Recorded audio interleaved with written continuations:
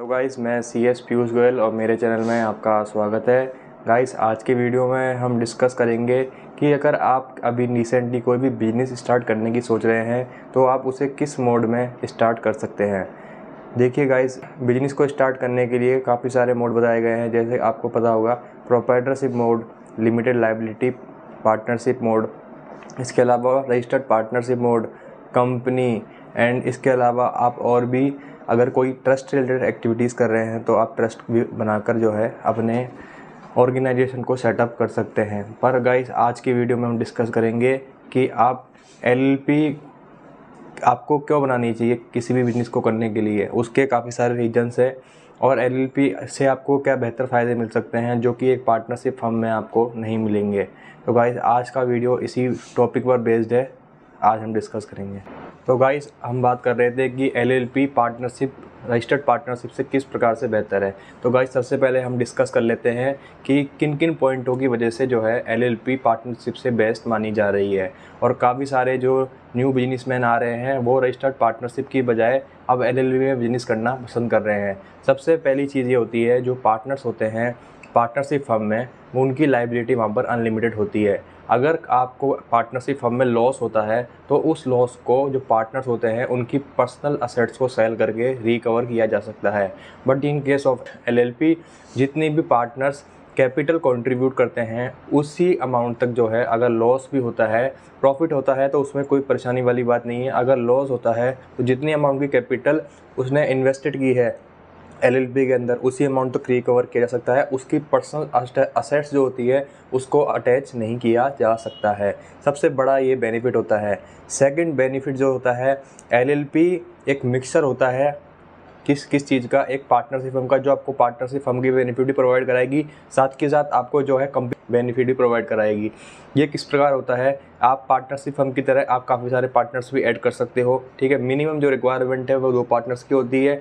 And इसके अलावा जो सबसे बड़ा बेनिफिट होता है वो सेपरेट लीगल एग्जिस्टेंस का होता है। यानी कोई भी कॉन्ट्रैक्ट करती है, कोई भी ट्रांजैक्शन करती है LLP, तो वो LLP के नाम पे होता है, ना कि पार्टनर्स के नाम पर होता है। पार्टनरशिप फर्म में क्या होता है, पार्टनरशिप फर्म में पार्टनर्स के नाम पे ये सारे कॉन्ट्रैक्ट होते हैं। But in case of LLP, ये सारे जो कॉन्ट्रैक्ट्स हैं वो LLP के नाम पर होते हैं। और अगर इनका कोई कॉन्फ्लिक्ट बिजनेस होता है तो LLP अपने नाम से केस कर सकती है, और जो अदर पार्टी है जिसने LLP से कॉन्ट्रैक्ट किया है वो LLP पर भी क्या है, केस कर सकती है।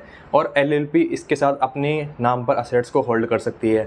तीसरा जो बेनिफिट होता है, लोअर कंप्लाइंस रिक्वायरमेंट। अगर आप प्राइवेट कंपनी को इनकॉर्पोरेट करने जाते हैं डायरेक्टली, उसमें जो है हैवी कंप्लाइंस होते हैं, उसके अंदर ऑडिट कराना मैंडेटरी होता है, उसके अंदर certain income tax, GST and इस कंपनी लॉ के काफ़ी सारे कंप्लाइंस निकल के आते हैं। इसके अलावा अब तो PF और ESI के मैंडेटरी कंप्लाइंस आ चुके हैं। But in case of LLP आपको 2 से 3 फॉर्म के थ्रू रिपोर्टिंग करके आप इसे इजीली रन कर सकते हैं, जो जिसके अंदर क्या है, कंप्लाइंस कॉस्ट जो है आपकी काफ़ी कम निकल कर आती है।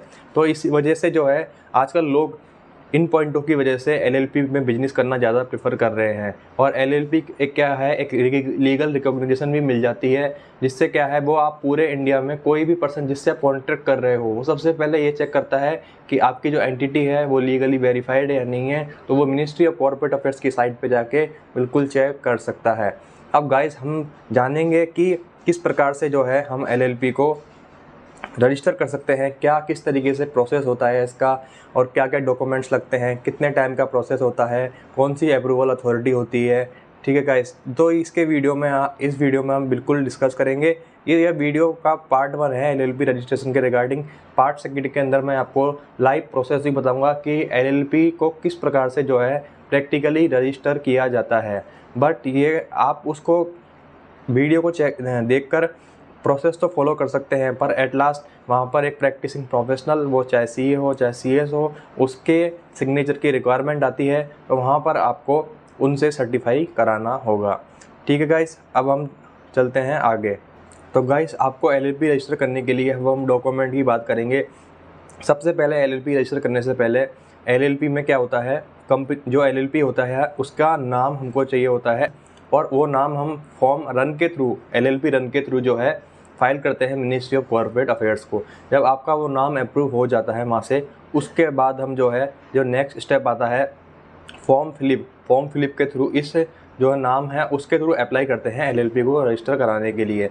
और इसके अलावा हमको चाहिए होगी कि एलएलपी कौन see nature of business activity है वो करेगी।